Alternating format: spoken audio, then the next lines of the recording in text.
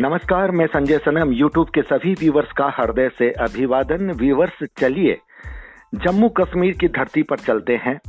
जम्मू कश्मीर, कश्मीर के नाम से ही मन में एक सिहरन होती है, और सिहरन दो तरह से होती है। एक तो कश्मीर का मौसम जिसमें ठंडी रहती है, और दूसरा कश्मीर का जो माहौल पहले हुआ करता था, आतंक की सिहरन।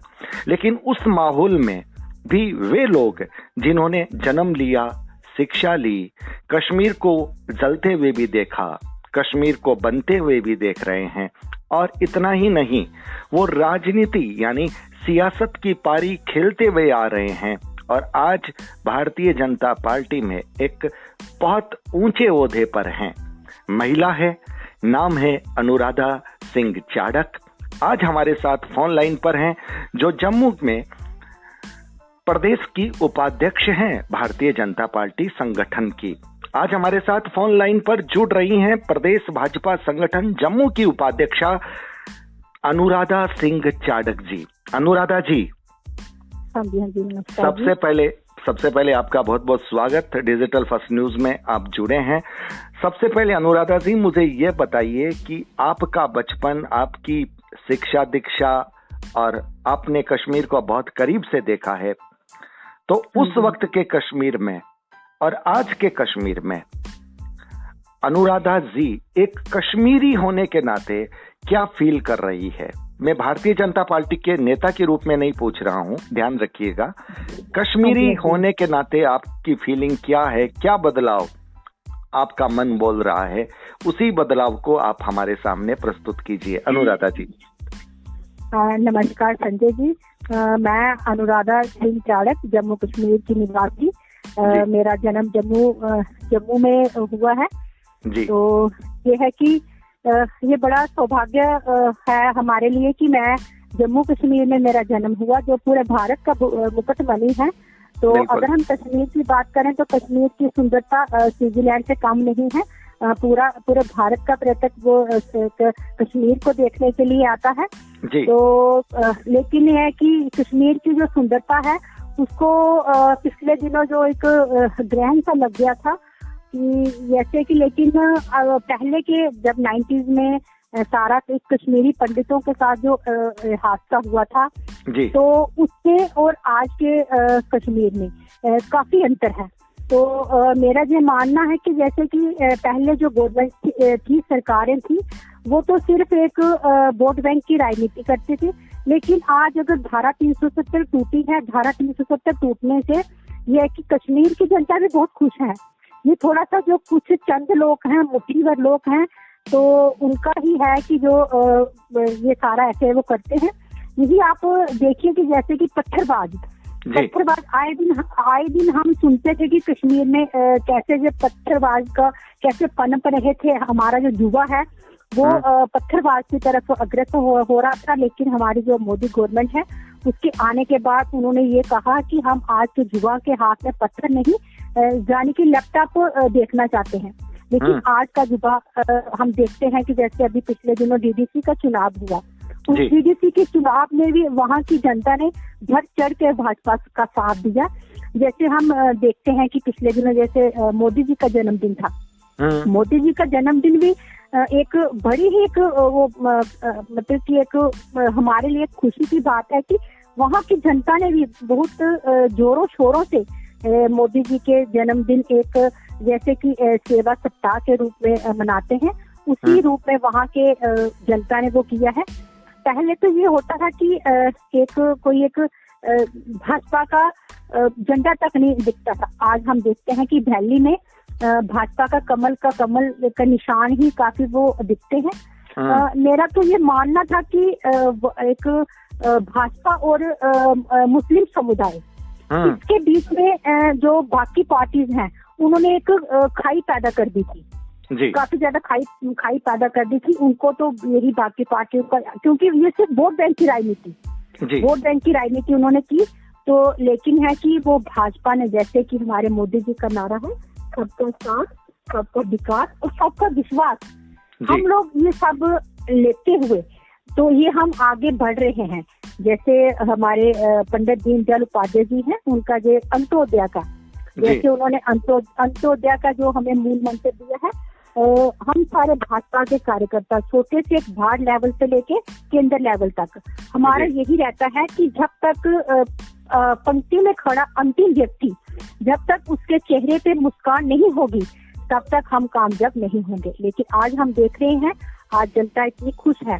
अब पिछले दिनों में जब आप देख रहे थे कि कोरोना काल में मोदी जी के नेतृत्व में हर जन को, हर एक इंसान को, हर एक परिवार को घर घर जाके उनको राशन मिला। हर महिला जो है कि जिसका कभी एक खाता तक नहीं होता था, वो सपना होता था एक गरीब महिला का, उनको जो लगता था कि हम पता नहीं बैंक में जाएंगे खाता खुलवाने के लिए कितनी दिक्कत आएगी, लेकिन मोदी जी की नेतृत्व में उन्होंने बैंक खुद चल के गरीब जनता के घर तक पहुंचा और महिलाओं के जनधन के खाते खुले। तो वो सब आप सब जानते ही हो कि जनधन के खातों में महिलाओं को जो उन्होंने 500 की 3 किस्तें दी हैं।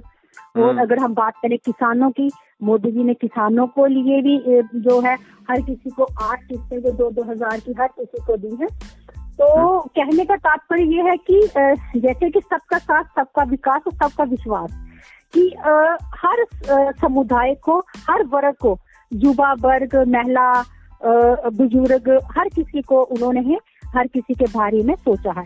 अनुराधा जी, मुझे एक बात बताइए, आप भारतीय जनता पार्टी की कैडर रही हैं, शुरू से रही हैं।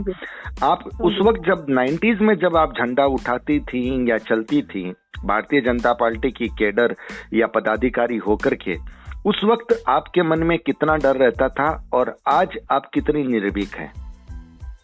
नहीं, वो तो है। उस समय का माहौल और आज का माहौल, क्योंकि मैंने पहले यही कहा कि वो सरकारें थी, उन सरकारों ने सिर्फ वोट बैंक की राजनीति की है, लेकिन जो आज की सरकार है, आज की सरकार ने, जैसे कि मैंने पहले बताया कि बाकी की जो हमारी वो गवर्नमेंट थी, उन्होंने सिर्फ एक भाजपा और मुस्लिम समुदाय के बीच में जो खाई पैदा की थी, तो वो खाई बढ़ती ही जा रही थी, लेकिन आज हम देखते हैं कि काफी सारे लोग खुद आके इस भाजपा पार्टी के साथ जुड़ रहे हैं। खुद उनको लगता है कि नहीं, एक भाजपा ही है कि जो एक हर एक समुदाय का उद्धार कर सकती है। इसलिए दिक्कतें जब हुई उस समय, तो काफी 90s की बात करें, उस समय तो बहुत दिक्कत होती थी। तो खासकर एक जम्मू कश्मीर प्रांत ऐसा प्रांत है जिसे हम सेंसिटिव भी कह सकते थे, लेकिन अब ऐसा कुछ नहीं है। अब सारा माहौल ठीक है, सब ठीक है। अनुराधा जी, एक बात मुझे ये बताइए, भाजपा और मुस्लिम, आपने जैसा कहा कि विपक्ष की जो पार्टियां हैं उन्होंने वोट बैंक के चलते खाई पैदा की, तो अब मुझे ये बताइए कि धारा 370 जाने के बाद क्या मुस्लिम समुदाय में, कश्मीर के मुस्लिम समुदाय में भारतीय जनता पार्टी के प्रति विश्वास पैदा हुआ है? विश्वास पैदा हुआ है, तो इसलिए देखो ना, डीडीसी में हमें जो वहाँ से सीटें मिली है। अगर विश्वास पैदा नहीं होता तो भाई साहब हमें ये बिल्कुल नहीं वो होता। अगर हमें रिस्पांस मिला है, इट मीन्स यही है कि वहाँ के लोगों में, वहाँ के हर जन के मन में धारा 370 के प्रति विश्वास हुआ है, इसलिए तो हमारी वो सीटें निकली है वहाँ पे। मुझे एक बात बताइए, युवा, आपने युवा की बात की, युवा जो पत्थर हाथ में लेते थे, क्या सचमुच उन्होंने लैपटॉप लेना शुरू कर दिया है, शिक्षा के क्षेत्र में लग गए हैं? नहीं, हाँ, वो आप ये तो सारा आप देख रहे हो कि कैसे पूरा माहौल चेंज हुआ। आज कहाँ है वो पत्थरबाज? आज बिल्कुल भी देखने को नहीं मिलते हैं, क्योंकि आज उनको, अगर वो अपने काम की तरफ आगे बढ़ रहे हैं, पढ़ाई की तरफ आगे बढ़ रहे हैं, आगे देखो हर एक फील्ड में अगर हम देखते हैं कि रिक्रूटमेंट जो होती है, तो हमारी सरकारें भी काफी बढ़ावा दे रही है वहाँ के यूथ को, क्योंकि यूथ भी आगे आके वो अपने फ्यूचर के लिए। आप ये कहना चाह रहे हैं कि युवा अब मुख्य धारा में आ रहे हैं, राष्ट्र की मुख्य धारा में आ रहे हैं। हालांकि एक समय था जब कश्मीर में ये कहा जाता था कि कश्मीर में राष्ट्र विरोधी तत्वों का जमावड़ा भी बहुत है और इसलिए सेना पर भी हमले होते थे, आम नागरिकों पर भी हमले होते थे। क्या अब जो राष्ट्र विरोधी ताकतें थी वे, क्या उनका हृदय परिवर्तन हो गया है? या फिर उनका सफाया हो गया है? जैसे है कि उनका हृदय परिवर्तन, जैसे आप देखते हैं गिलानी जैसे शख्स आज तक किसी भी सरकारों की हिम्मत नहीं हुई उनके ऊपर प्रतिक्रिया करने की। एक भाजपा ही थी तो जो एक मतलब हम कह सकते हैं अलगाववाद की जो फैक्ट्री वो करते थे, आज उनको ही उन्होंने बंद कर दिया है। तो मुख्य धारा के साथ जुड़ रहे हैं, वहां से जुड़ ही रहा है, तो इसलिए तो ये सारा बदलाव आ रहा है। कहाँ है आज वहाँ का उग्रवाद, कहाँ है पत्थरबाज? वो आज मुख्य धारा के साथ जुड़ना चाह रहे हैं, जुड़ भी रहे हैं मुख्य धारा के साथ। अनुराधा जी, कश्मीर के पंडितों को क्या उनका घर, उनकी जमीन, उनका सम्मान, उनका स्वाभिमान क्या मिलने में कुछ कामयाबी हो रही है? वो तो हमारी जो सरकार है, मोदी जी के नेतृत्व में सरकार है, उनका तो यही है कि नहीं, कश्मीर के जो कश्मीरी हैं उनको अपने घर इज्जत मान सम्मान के साथ उनको अपने घर में भिजाया जाएगा।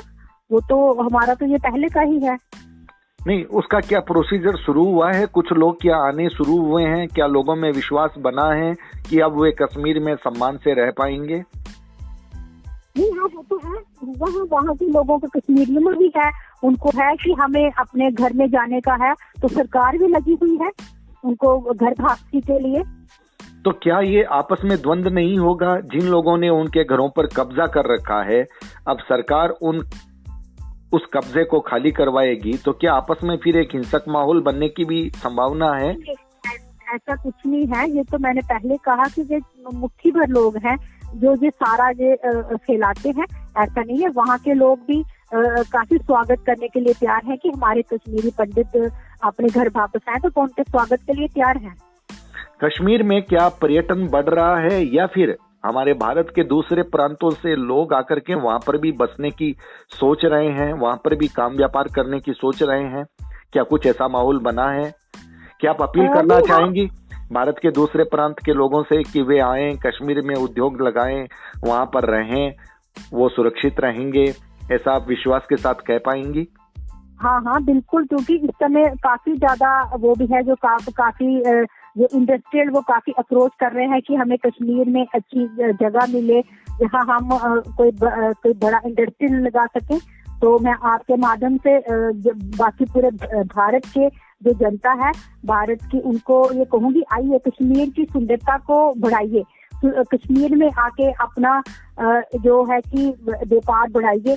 यहाँ के लोग भी ये है कि इनके लोग, जम्मू के लोगों को भी देखिए कि कैसे वो कि उनके अपने जो अतिथि हैं उनका कैसे स्वागत करते हैं, उनके मन में कितनी चाहत रहती है कि भारत के जो लोग हैं हमारे, उनके साथ मिलने की रहती है।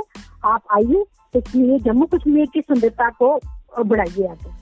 क्या बात है, बहुत शानदार अपील। अनुराधा जी हमारे साथ जुड़ी थी, मैं कहूँगा बड़ी तेज तर्रार नेत्री हैं, और वो इसलिए हैं, उन्होंने उस वक्त संघर्ष किया है, पार्टी का झंडा उठाया है जिस वक्त लोग भाजपा का नाम लेने से डरते थे वहां पर।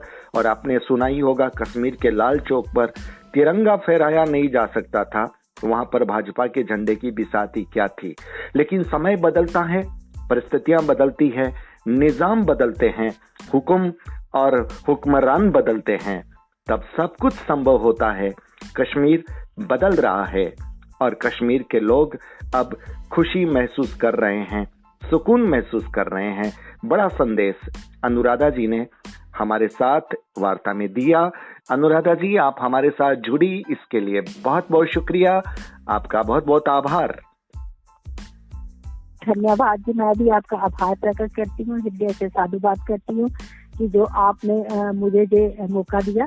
धन्यवाद जी अनुराधा जी, बहुत बहुत शुक्रिया। व्यूअर्स, वीडियो को लाइक कीजिएगा, शेयर कीजिएगा, क्योंकि भारत के मुकुटमणि कश्मीर की बात है, और कश्मीर की बात हो तो फिर भारतीयों का सीना तो तनेगा ही, तनना भी चाहिए। वीडियो को लाइक शेयर कीजिएगा। और तेज तर्रार राजनेत्री अनुराधा जी हमारे साथ थी, जिन्होंने कश्मीर के वर्तमान हालातों की समीक्षा की, अतीत के हालातों से समीक्षा की, सबसे बड़ी बात ये थी। तो आप हमारे साथ बने रहिएगा, आने वाले दिनों में हम कश्मीर पर और नए ताजा अपडेट आपके सामने लाते रहेंगे। बहुत बहुत आभार, नमस्कार।